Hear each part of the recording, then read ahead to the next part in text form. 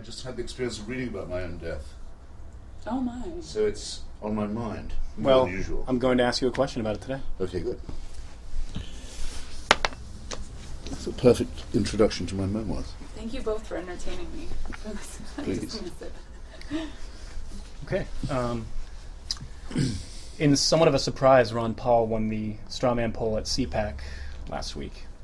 He has said about the United States foreign policy, "I believe our founding fathers had it right when they argued for peace and commerce between nations and against entangling political and military alliances. In other words, non-interventionism." And one of your heroes, Thomas Jefferson, insisted on entangling alliances with no one. How would you respond now to Jefferson and Paul, and do you think Jefferson would have a different stance if he were alive today? No, I'm with Jefferson on that, though not with Mr. Paul, or what I imagine his interpretation of that would be, because Jefferson was anything but an isolationist.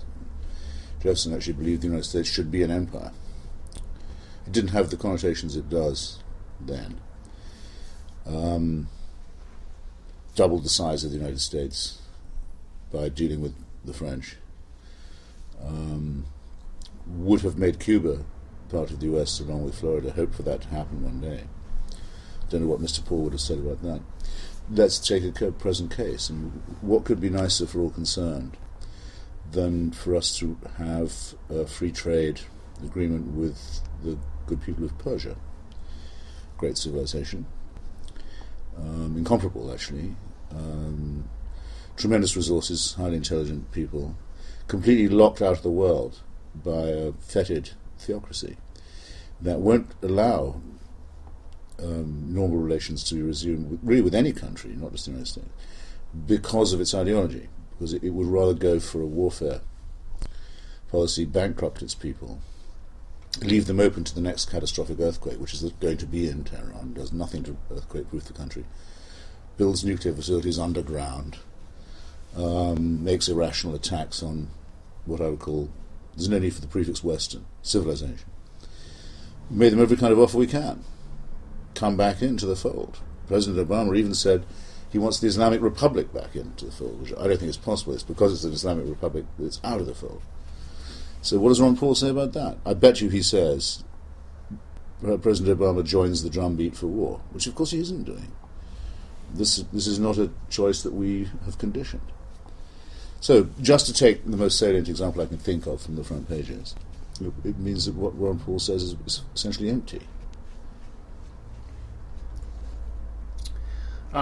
You hear often from critics of our involvement in Iraq and Afghanistan that even if our cause is just, they can't bring themselves to trust the U.S. government's track record in intervening in the affairs of other states. Yes. Do you think that's a fair worry to have? Yeah, I have to say in some ways I do think that, because the United States has a tendency to think short-term. A huge number of its citizens don't have really much interest in the rest of the world. Would rather talk about an exit strategy before there's even been an entrance strategy. A lot of Americans don't study foreign languages or foreign cultures at all. I shouldn't even call them foreign, international. It will take me several lifetimes to get over the ineptitude of the intervention in Iraq, especially given how much time we did have to think about it. We knew it was in our future. I blame myself in part because I knew some of the people who were advocating the overthrows that I was in. And when I went to talk to them, people like Paul Wolfowitz, very intelligent people, I would say things like, we're not going to let the Turks come into northern Iraq, are we? As they demanded that we do as price of a northern front. We're not going to sell out the aspirations of the Iraqi Kurds for self-determination in order to just reproduce a Sunni minority regime. Got quite good answers to all that. What I should have been asking was, does the Army Corps of Engineers know how to turn on the power in Baghdad? But I didn't think that was my job. I thought my job was, so to say, ideological, matters of principle, things of this sort. It would seem to be insulting to ask someone at the Defense Department, have we brought enough bottled water? Right. Well, I should have been asking that. Have we told off a detachment of Marines to guard the Iraqi National Museum? I would have felt a fool sitting in the Pentagon giving orders or making... But I should have done. Or somebody fucking well should have done. And so that's a very sobering experience. So that's the long answer to the short question. Yeah, I mean, we ought to be very aware of our cultural limitations.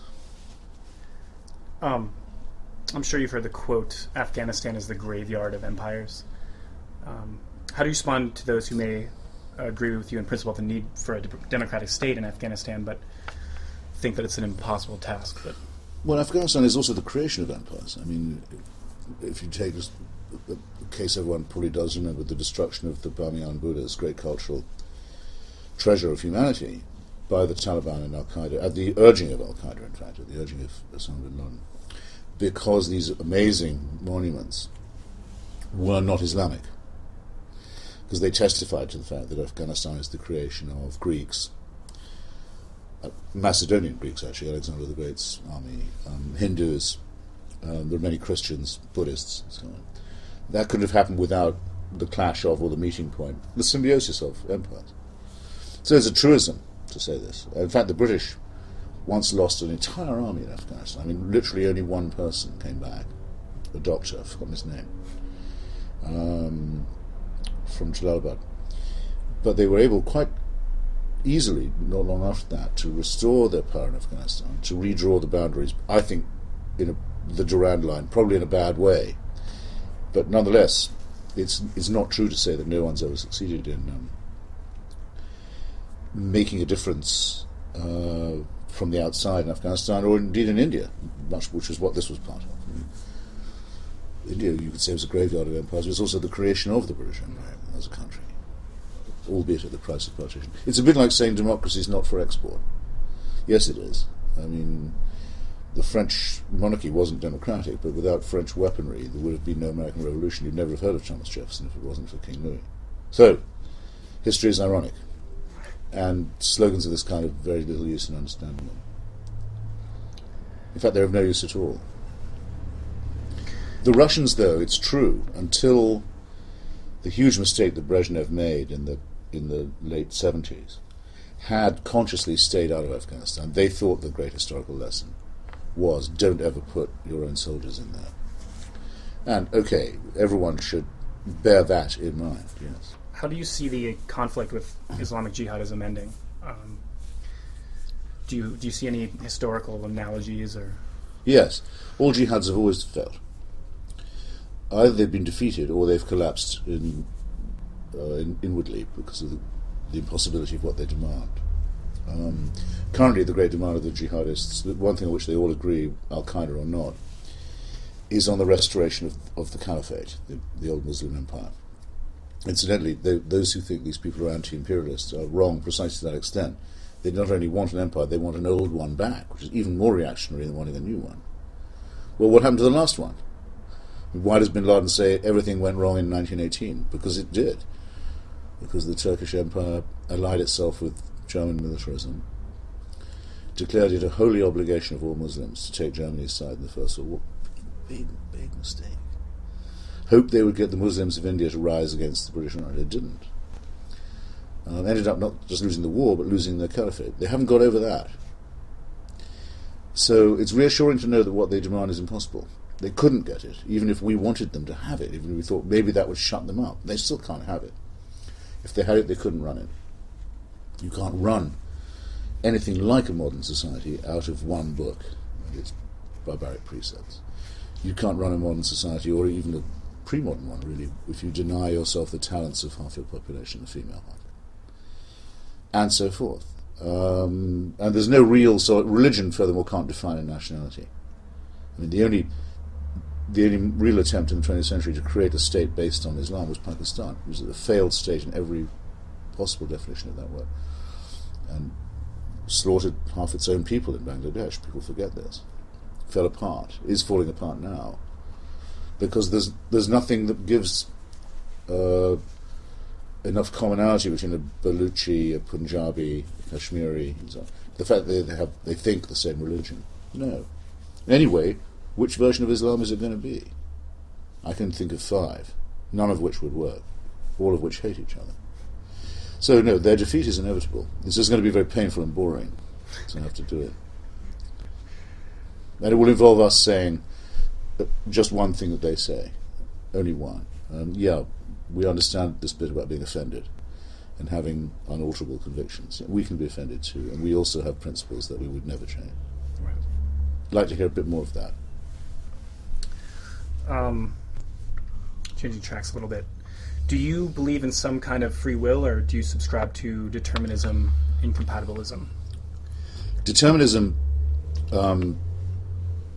is a sinister idea because it suggests in a way that the future has already taken place. It has this much to be said for it. We do, thanks to the laws of physics, not of philosophy, we do roughly know how our world is going to end, and even in what way, and roughly what time. So a lot of what's going to happen to us is inscribed when we're born. That's overarchingly true, but it's rather like the creationist interpretation of evolution. It would involve so much micromanagement by the divine of so many different impulses and interactions. What would be the point of it? It wouldn't be a plan at all. It would just be an attempted superimposition of chaos. So when I'm asked, I say I naturally believe in free will because I think we have no choice. At least I know that the irony there is an irony, and it's partly at my expense. But those who say no, of course we have free will, the boss says we have to have it. Well, not even being ironic, barely even literal. It's just stupid. So, of course we have free will. It's a gift. It's compulsory. You can't not have it. Well, that's what Jeremy Bentham called nonsense on stilts. I'm going to read you a quote from Ernest Becker's Denial of Death. Yes. The idea of death, the fear of it, haunts the human animal like nothing else. It is a mainspring of human activity, designed largely to avoid the fatality of death, to overcome it by denying it in some way that is... Excuse me, can that be fatality? Must be finality. Unless it's a tautology. Death is fatal by definition. The fatality of death. I think it must be finality. I'll start. So that's the way I am. Well, I don't know. I guess the important part is that they try to deny in some way that it is the final destiny. Yes. Of man. Do you fear death, and how do you deal with that knowledge? How do you? I've just had the experience of reading about my own death in a catalogue from the National Portrait Gallery in London of a set of photographs about a group of us who were once, well, still are, the survivors, friends in London in the 70s. And the catalogue came, and there was a caption featuring me, and it said, "The late Christopher Hitchens." And I thought, well, there is a few words in print that will one day certainly be true, but for now I'm not late, mate. So, and I've even worked out how it happened. A good friend of mine named Pat Kavanagh, she was the wife of the novelist Julian Barnes from the Literary Agent, died while the thing was going to press. So they hastily put in the late against her name, and it was the next page, and they put it against mine instead. But her husband, Julian Barnes, had just published a wonderful book called Nothing to be Frightened of, long meditation on death itself, and his wife had just died of brain cancer. So, and on the day I saw this catalogue, I just had his answer to my letter of condolence. So they offered to pulp all the copies, but I said, no, I want at least a dozen of them. And by the way, I also have a perfect opening paragraph now for my memoirs. Right. So you see, one can be positive about these things. The way I think about it is this. I think it's actually T.E. Lawrence who says this, that many men would take the death sentence that's offered to them by fate easily in preference to the life sentence that could be offered with the other hand. In other words, if you think, hell, here's this party, I'm at it, it's a good party, and at some point someone's going to tap me on the shoulder and say, not that I have to leave, that would be bad enough, but the party's going to go on without you. That's the bad bit. It's the newspaper that comes out the day after that I won't read, that's it. But then, nobody doesn't have that. But then picture the opposite. You're tapped on the shoulder, say, great party, yeah, I'm having a great time. Well, you can't leave. You have to stay. And it's going on forever. No, you then know right away. Don't be silly. it wouldn't. It's not even something you should or would subconsciously desire to happen. The idea of being dead and then resurrected seems therefore rather pointless. Why die at all? Why? What's the point of inflicting that on you? What? Of course you have to die. Why? Oh, so you can have eternal life. Oh, I see. Really, this really is child's play, I think, in the literal sense. It's designed to both frighten children and impress them, perhaps console them. But all of these things are fables for people with childlike brains. That kind of touches on the next question, which is, there are some scientists who say that aging is a disease that can eventually be cured. They believe that humankind can conquer death. And I guess you've already answered this, but the possibility of living forever, would that be something that would interest you? Even if it weren't under a celestial dictator, if you've said, maybe just this party that you enjoy, perhaps on this earth. I'm sure, well, we already know, it's happening in my own lifetime, that the advance of death can be fended off somewhat and palliated, but there's no possibility that it could be abolished. In any case, suppose that were to be true, even to a limited extent, it's not going to save the planet from heating up and not for whatever reason you think it's happening. I know in any case, because of the temperature of the surface of the sun, I know this from Lawrence Krauss, who's the greatest physicist on this subject, that within measurable time the Earth's surface will be the same, that temperature will be the same as that of Venus. In other words, too hot to support life. And we know other things about the system, and we know now that ever since the first instant of the Big Bang, every second a star the size of our sun is blown up, and while we've been talking, it's happened to hundreds of such. So it's all nonsense to talk about eternal life. It would be more persuasive in a way if people could think of a good idea of heaven, but it's very funny that they haven't, unless it's a replication of obvious frustrations and conquest of those on earth, as in the Muslim case. But the Christians, for example, have never been able to produce a cogent idea of paradise. That must tell you something. They only do hell convincingly. You've written that the pleasures and rewards of the intellect are inseparable from angst, uncertainty, conflict, and even despair. This seems paradoxical. Everything you love about civilization springs out of a brain that you've criticized as being poorly engineered. Yes. Our adrenal glands are too big and our prefrontal lobes are too small. Penis is too capricious. All that. As we learn more and more about the brain and how to manipulate it, would you be interested in being the architect of your own evolution? In other words, would you, if possible, change or control the outdated reptilian parts of your brain? Not if they'd take away the angst. No. I wouldn't. I mean, sometimes Buddhists, as well as monotheists, say to you, well, if you'd only accept, there'd be bliss and nirvana and end to pain and strife. And I said, well, I don't believe you could supply that at all. But if you did, I don't want it. What you offer is not worth having. So not at that price. But on the other hand, I am now 61, and I'm sure I could be very interested in the idea of taking part in an experiment to see if what we know is happening anyway, the further evolution of our brains. Humanity is not the last word from this point of view. We know it's happening. And we know a very arresting statement made by Sir Martin Rees, the Astronomer Royal, Professor of Cosmology at Cambridge. I heard him say this once at a lecture. The Earth is about halfway through its natural life. We can't stop thinking of ourselves as the object of evolution that began with bacteria.